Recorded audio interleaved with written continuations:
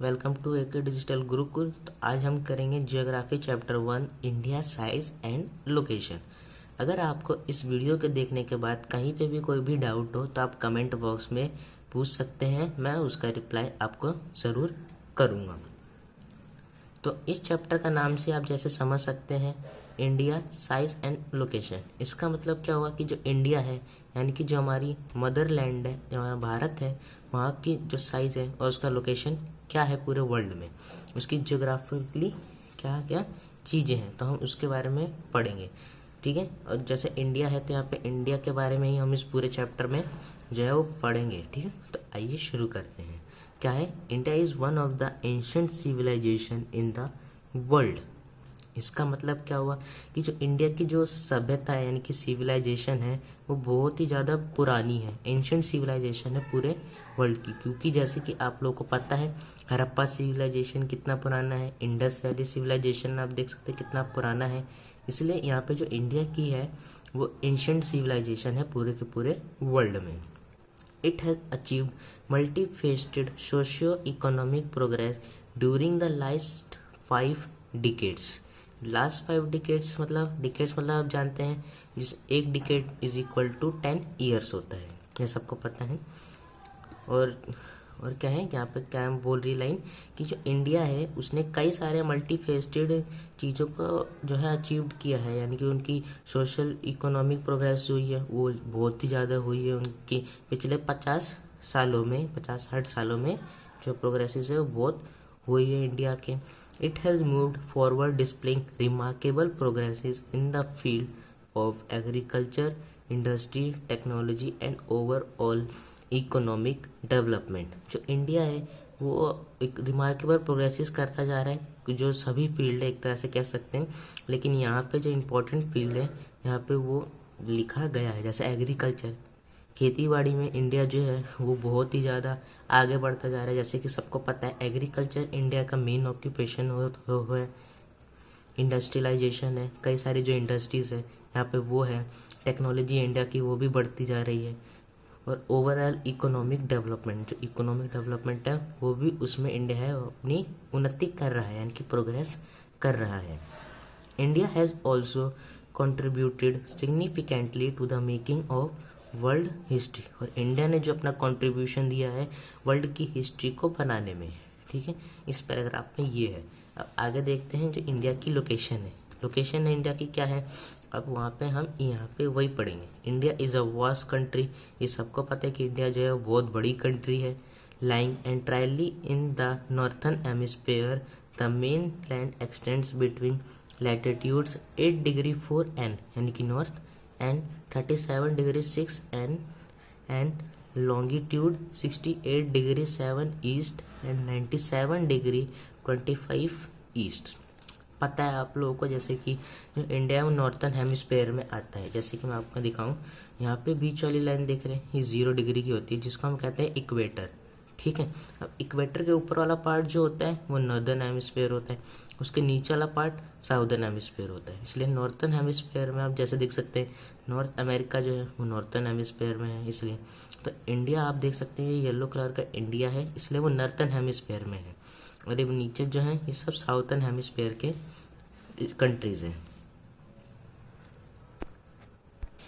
अब जैसे कि आप लोगों को पता है ट्रॉपिक ऑफ कैंसर है वो 23 degree 30 N। Tropic of cancer जैसे आप हिंदी में इसको पता है जो कर्क रेखा होती है उसको कहते हैं। जो ट्रॉपिक ऑफ कैंसर है वो इंडिया को एटमोस्ट ऑलमोस्ट की जो इंडिया है उसको हाफली डिवाइड करता है।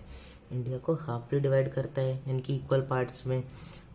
To the southeast and southwest of the mainland lie the Andaman and Nicobar Island and the Lakshadweep Islands in Bay of Bengal and Arabian Sea respectively.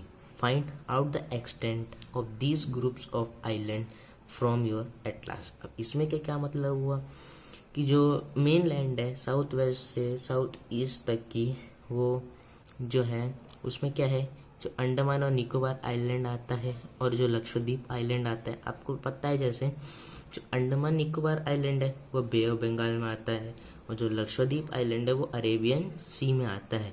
Bay of Bengal यानी कि बंगाल की खाड़ी आपको तो पता ही है, अरेबियन सी आप लोगों को पता ही है, जो सागर है वो उनमें आता है। अब क्या है कि डू यू नो, ये जो पॉइंट है आप इसको याद रखिए, क्योंकि ये कोई क्वेश्चंस बन के आपके पेपर में आता है या फिर आगे चल के कोई जो कॉम्पिटिटिव एग्जाम होते हैं उनमें आते हैं ज़्यादातर। जो साउथर्न मोस्ट पॉइंट है इंडिया का, इंडिया यूनियन का, इंदिरा पॉइंट, वो जो है वो सी वाटर के यानी कि जो समुद्र के अंदर चला गया था। कब? जब 2004 में जो सुनामी आई थी उसके बाद वो सबमर्ज्ड हो गया था सी वाटर में, अंडर सी वाटर। अब बात आती है इंडिया की साइज़ की। इंडिया का साइज़ क्या है, कितना बड़ा है इंडिया, अब उसके बारे में हम यहाँ पढ़ेंगे।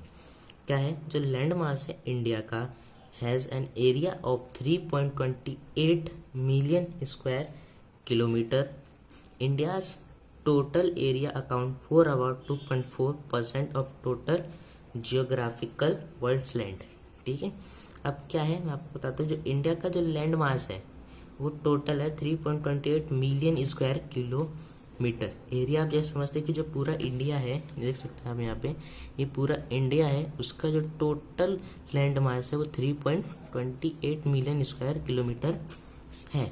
और क्या है, जो पूरा वर्ल्ड है, जैसे कहते हैं ना कि 100% में इतना परसेंट आया हुआ है, उसी तरह आप जैसे कहो इंडिया का पूरा जो है वो 2.4% ही लेता है पूरे वर्ल्ड का।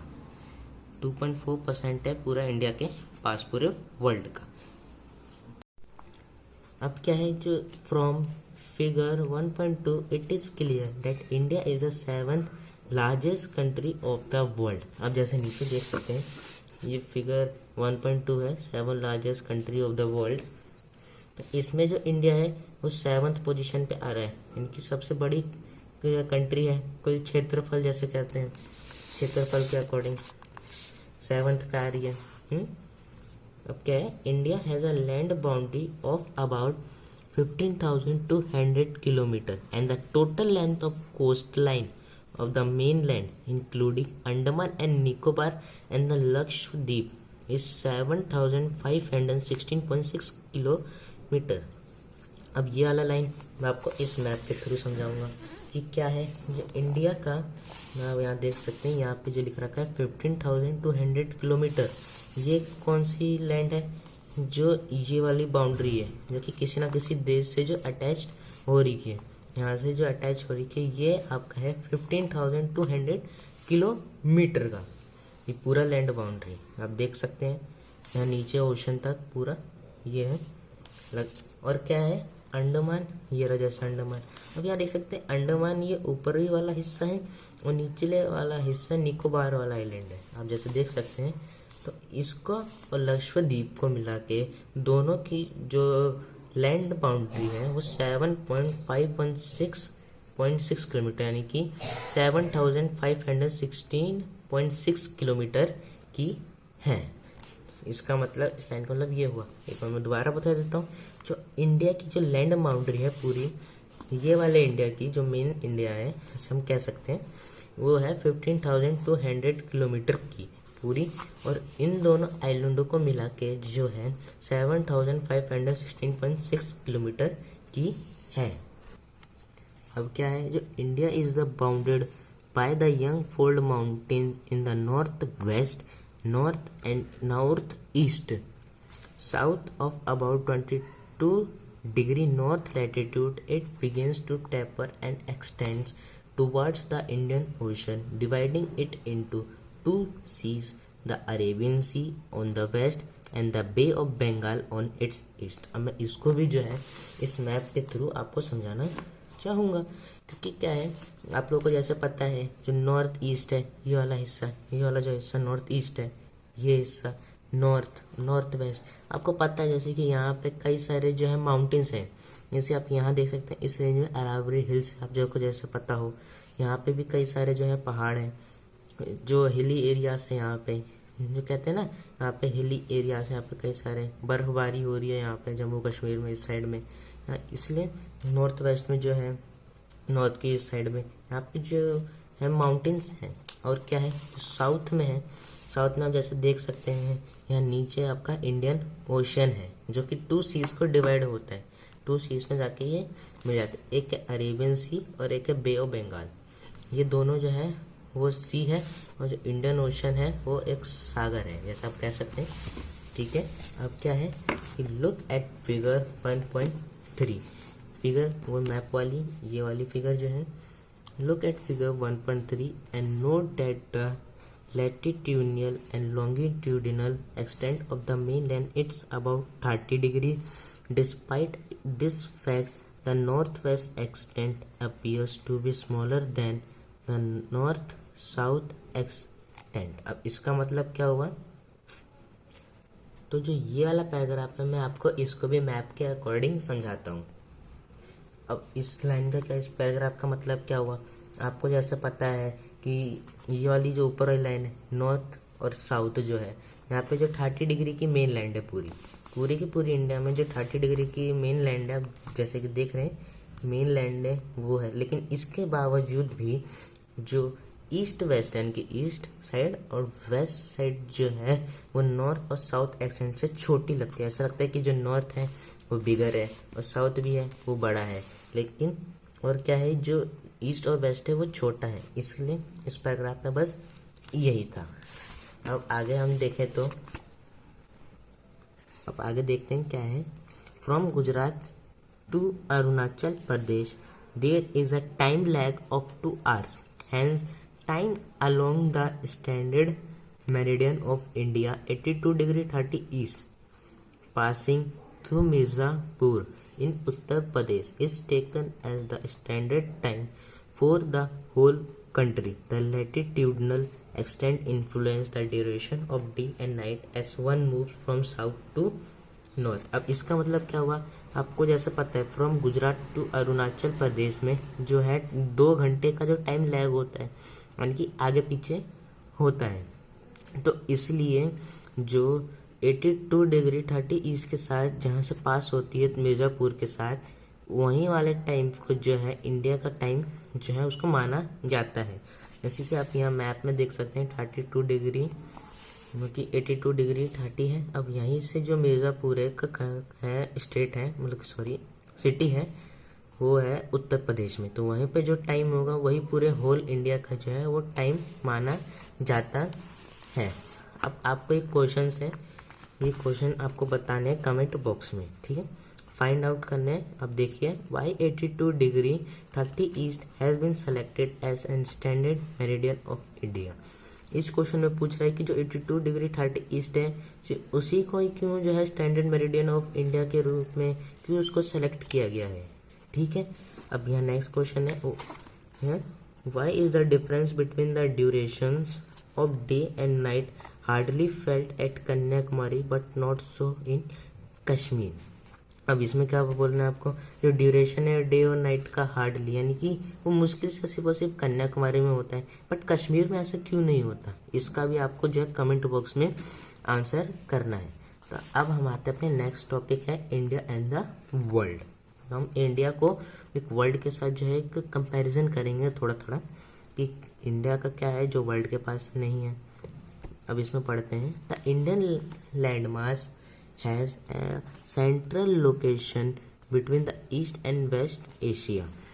ठीक है, India is a southward extension of the ancient continent. The Trans-Indian Ocean route which connect the countries of Europe in the east and the countries of East Asia provide a strategic central location to India. Note that the Deccan पेनिजुला जैसे कि आपको पता है क्या होता है, पेनिजुला की जो bounded by 3 sides by water, आपको जैसे पता हो जैसे कि एक लैंड है उसको अब 3 साइड से है जो वाटर से बाउंडेड हो, protrudes into the Indian ocean thus helping India to establish close contact with West Asia, Africa and Europe from the western coast and with South East and East Asia from the eastern coast. No other country.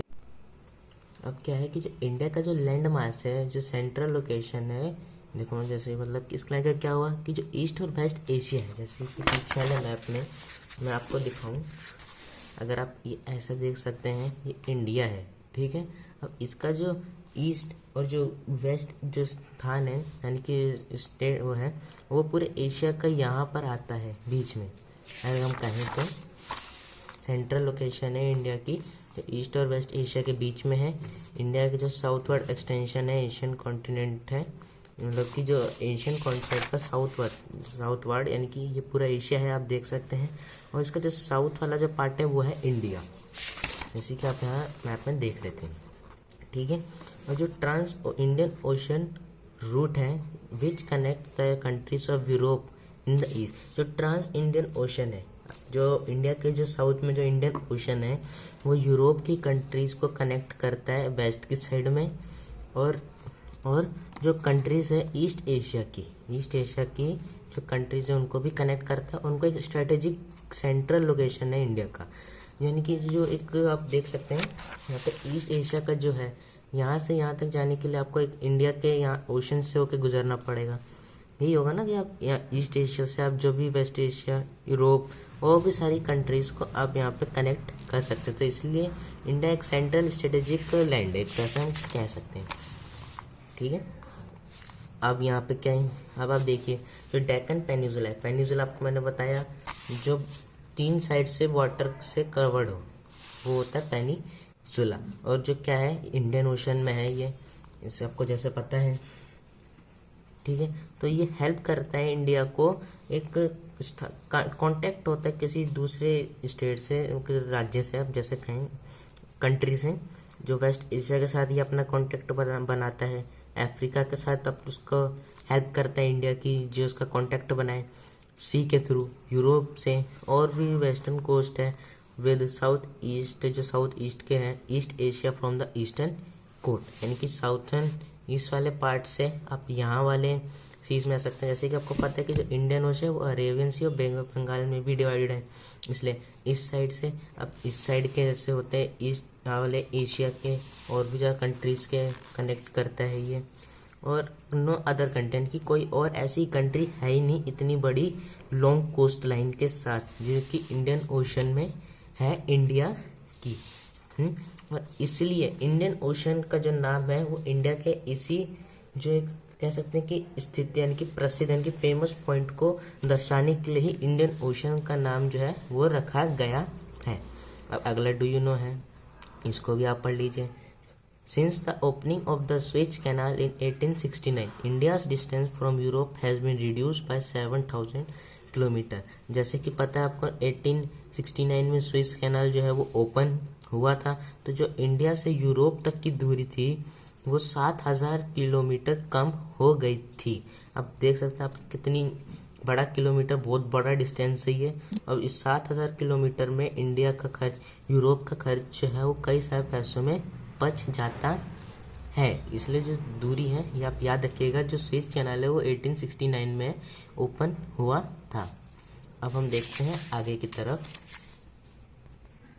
अब क्या लिख रखा है, India's contact with the world have continued through ages, but her relationship through the land route are much older than her maritime contact। अब इसका क्या मतलब है, जो वर्ल्ड के साथ जो इंडिया का कांटेक्ट है पूरे वर्ल्ड के साथ वो है वो कई सालों से चला आ रहा है, लेकिन जो लैंड रूट या बाय रोड जो कि भूमि है वहाँ से जो लैंड रूट से जो मैरीटाइम यानी कि समुद्र के रास्ते से वह बहुत पुराना है, ठीक है।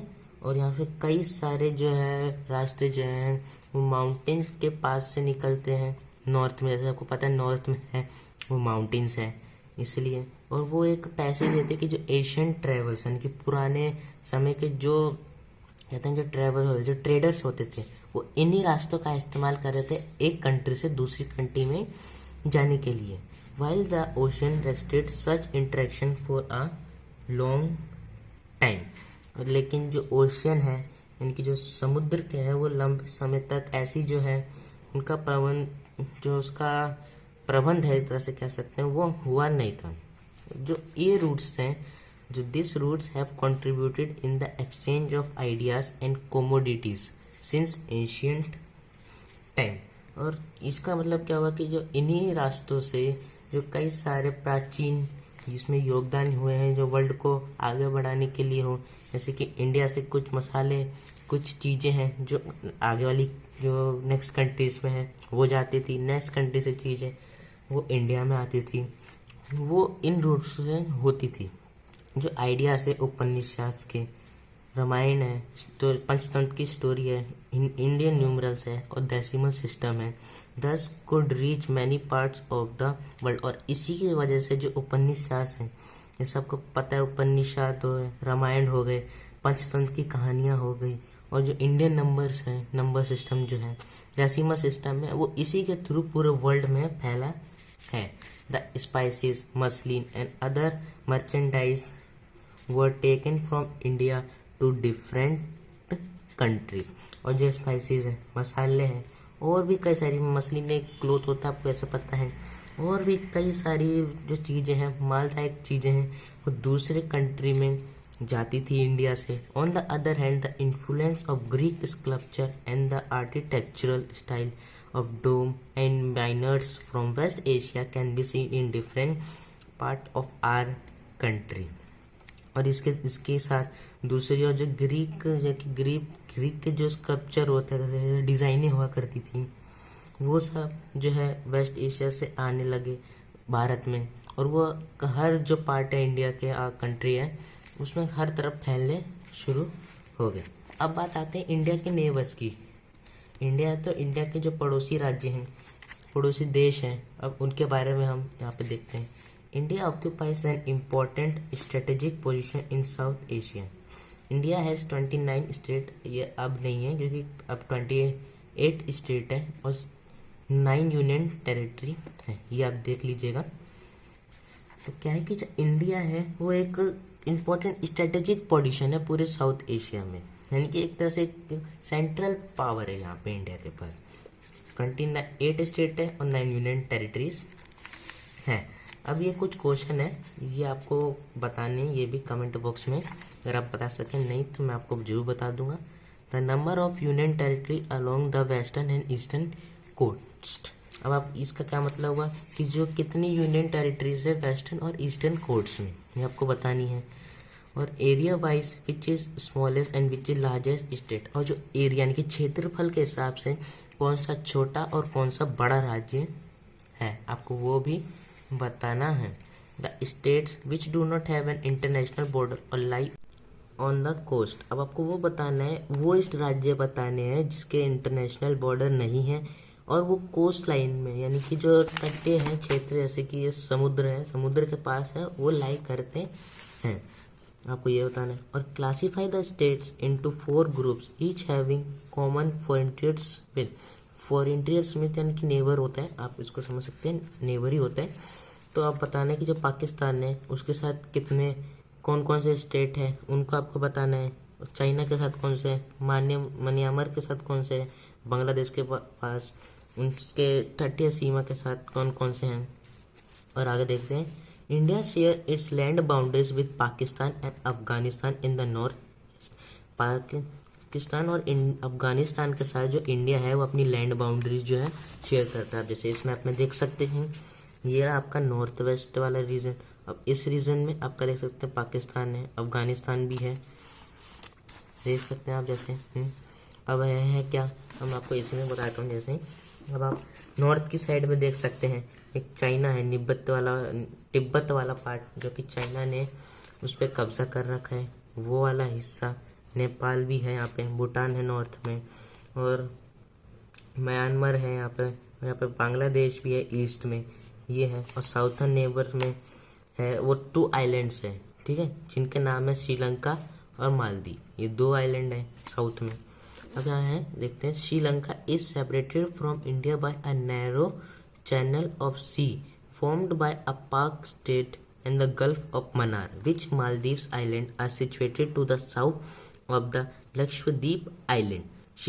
क्या है यहाँ पे, श्रीलंका जो है वो एक नैरो चैनल यानी कि एक लाइन है, एक पाथ जैसे कह सकते हैं आप, ये जैसे देख रहे हैं, ये क्या होता है पाक स्टेट, और इसको गल्फ ऑफ मन्नार भी कहते हैं, जो कि इंडिया और श्रीलंका के बीच में है और इन दोनों को आपस में कनेक्ट करता है, वो भी सी पे बना हुआ है ये, ठीक है। और जो मालदीव है, मालदीव आप देख सकते हैं लक्षद्वीप के साउथ में ही है, ये आइलैंड है। India has a strong geographical and historical links with her neighbor. Look at the physical map of Asia in your atlas and note how India stands apart from the rest of Asia. India का आपको जैसे पता है कि एक strong geographical और historical link है उसके पड़ोसी राज्यों के साथ, और जो आप अपने फिजिकल मैप है उसमें आप देखेंगे जो एशिया है, पूरे उस एशिया में एटलास में, कि जो इंडिया है वो पूरे के पूरे एशिया के साथ वो कैसा दिखता है, आपको वो देखना है। तो इसी के साथ जो है वो चैप्टर 1 है जियोग्राफी का, वो कंप्लीट हो चुका है। अगर आपको कोई भी डाउट हो तो आप कमेंट बॉक्स में पूछ सकते हैं, मैं उसका जो सल्यूशन है आपको मैं उसमें ज़रूर बताऊंगा। तो मिलते हैं नेक्स्ट वीडियो में, तब तक के लिए जय हिंद।